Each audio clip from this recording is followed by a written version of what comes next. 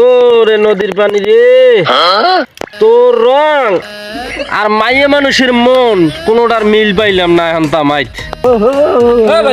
কাকু এবারে ব এখানে একটু ব কাকু। বাবা আমি এটা মিলেই কি পারছি নদীর পানি আর মাইয়া মানুষের মন এটার মধ্যে পার্থক্য আছে।